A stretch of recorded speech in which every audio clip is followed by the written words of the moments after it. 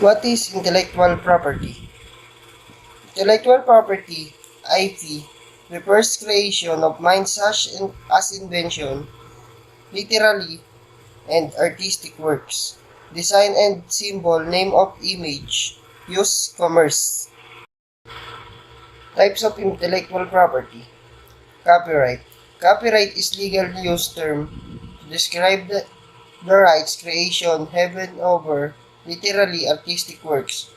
Works converted by copyright range from the book, music, painting, sculpture, and films, to computer program, database, advertisement, map, and technical drawings. Patents. A patent is an exclusive right granted from invention. Generally speaking, patents provides the patent's owner with the rights to decide how or either the invention can be used by others. In exchange for rights, the patent's owner makes technical information about the invention publicly available in the published patent documents. Trademarks.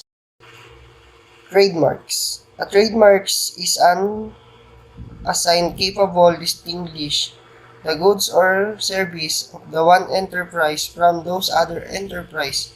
Trademarks date back ancient times when artisans used to put their signature or marks on their product. Industrial design. An industrial design contains the ornamental or aesthetic aspect of article. A design contains the demolitional furniture such as shape or surface of article or two demolitional furniture such pattern or line. Geographical indication. Geographical indication and applicable of ordinary such signs use goods that have a specific geographic ordinaries and purpose, qualities and reputation or characterize that are essential attributes to the place of origin. Most commonly, a geographical indication includes the name of the place, origin of the goods. Trade secrets are IP rights, confidential information which may be sold or licensed. The authorized accusation, use, or closure such secret information in a manner contrary to honest commercial practice by others regards as an unfair practice and void of trade secrets protection. And that's my example for intellectual property. Thank you.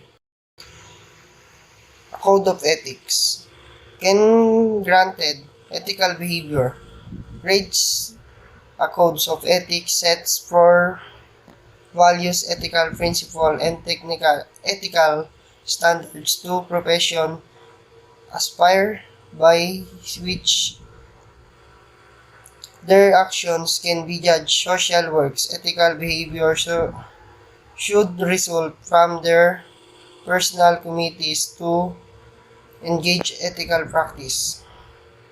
Ethical codes are adopted by organized to assist member understanding the difference between rights and wrong and in applying the understanding to their decision. An ethical code generally implements documents as their levels, codes, business ethical codes, and conduct for employees and codes professional practice.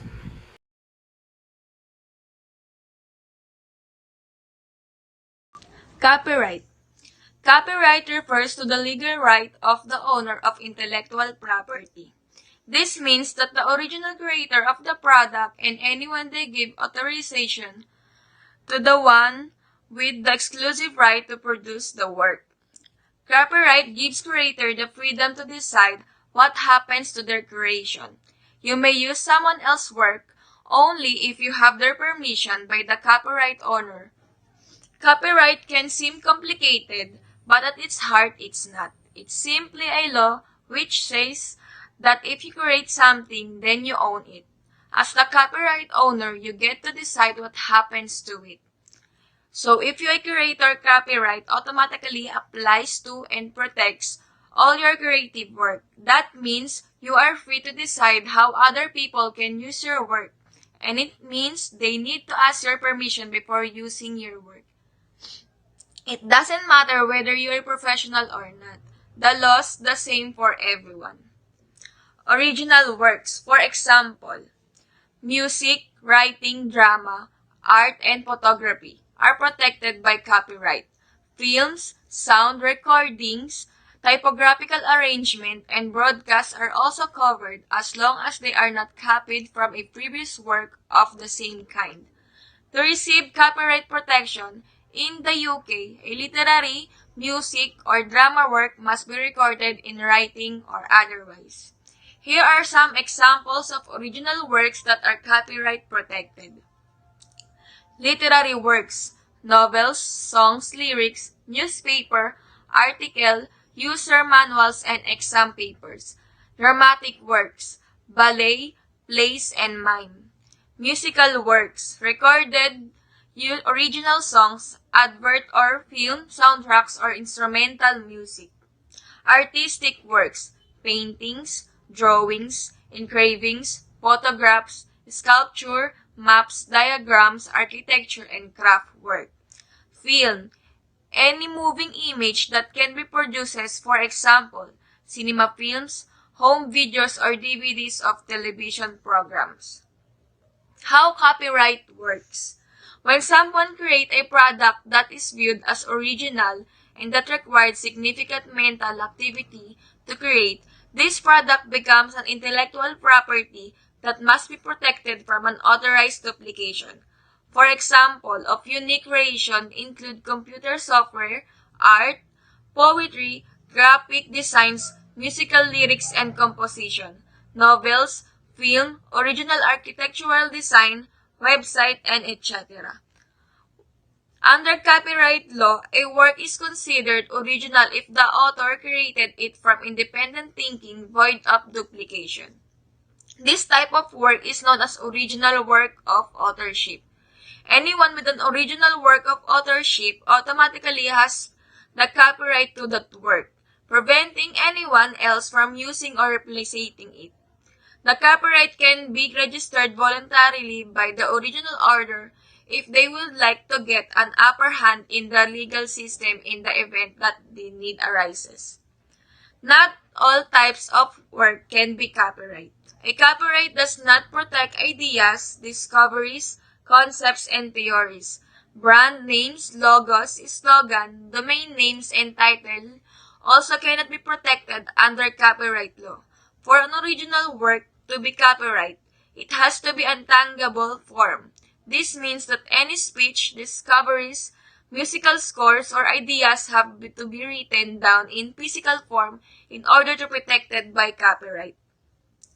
Trademark laws protect materials that is used to distinguish an individual or corporation's work from other entity. These materials include praise, words or symbols such as logos, slogan, and brand names, which copyright laws do not cover. Patents cover inventions for a limited period of time. Patented materials include products such as industrial process, machines, and chemical positions. Copyright is like imitation. Its overhappen example is the music they copied or imitate the lyrics of a music.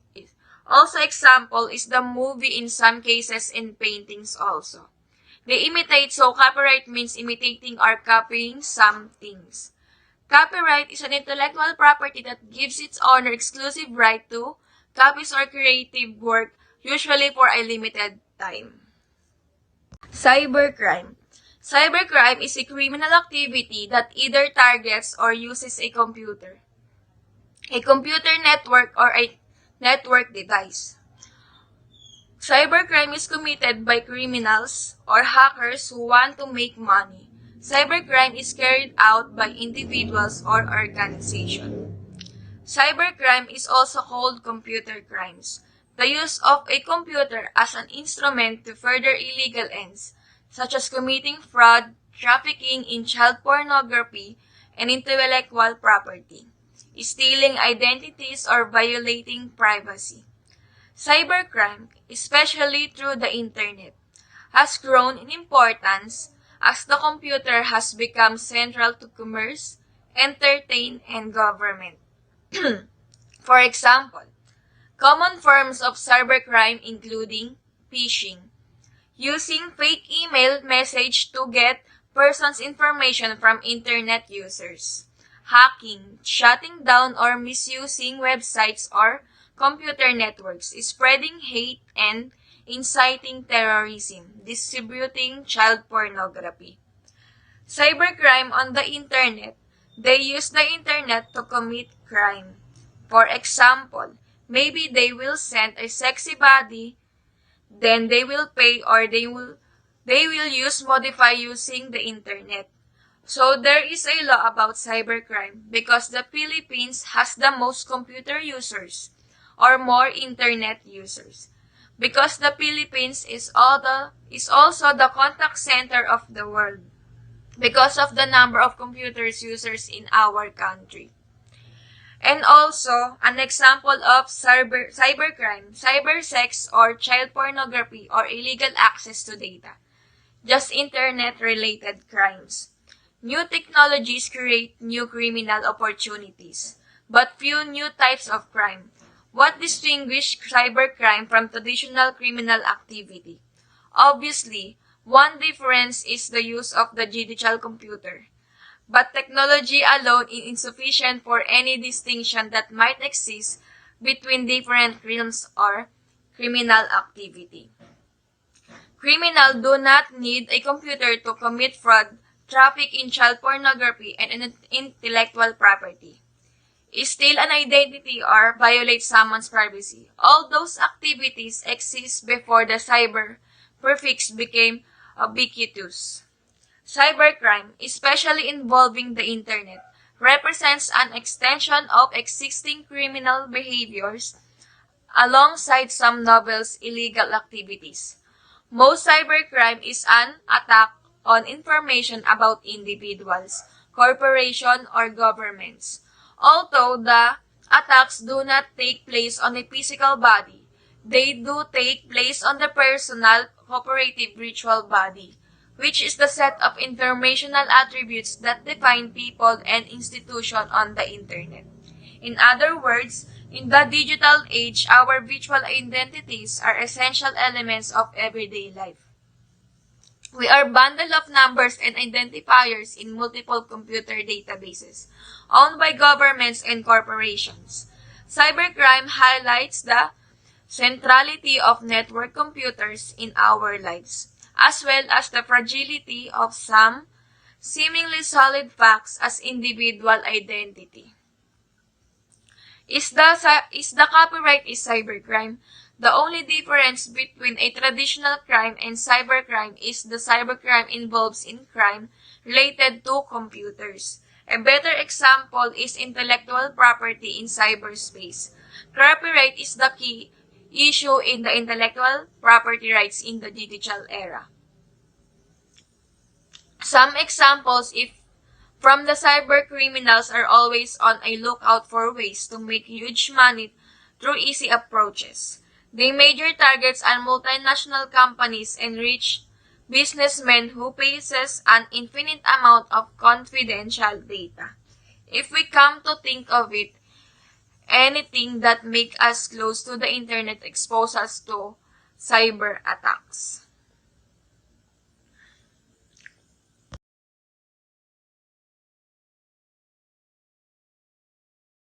Guys, so today I will be discussing a little about cybercrime. Cybercrime is crime or illegal or acts mediated through digital devices and online networks. Computers could be a tool used for the crime, or it could itself be the target of the crime. Cybercrime encompasses a broad range of activities, which may threaten either an individual person, a company, or an entire nation's security and financial health. These activities include, but are not limited to, cyber terrorism and cyber warfare, internet fraud, phishing and spamming, online harassment or cyberbullying, and cyber sex trafficking. Oh, even such tactics used by governments are also considered cybercrimes because those threaten the privacy of the targeted individuals. Cybercrime law identifies and provides rules of conduct on the use of the internet and digital technologies, as well as standards on acceptable behavior by users on the internet in order to mitigate damage done on data, systems, and services, as well as reduce the risk of harm and protect individuals, companies and organizations, and government infrastructure in the event of a cyber attack. While this supposedly ensures the safety and security of the users' private information while browsing the web, cybercrime law is, well, let's just say it's easily exploitable in its current state. See, the problem is, well, some countries have existing legislation in place to combat cybercrime.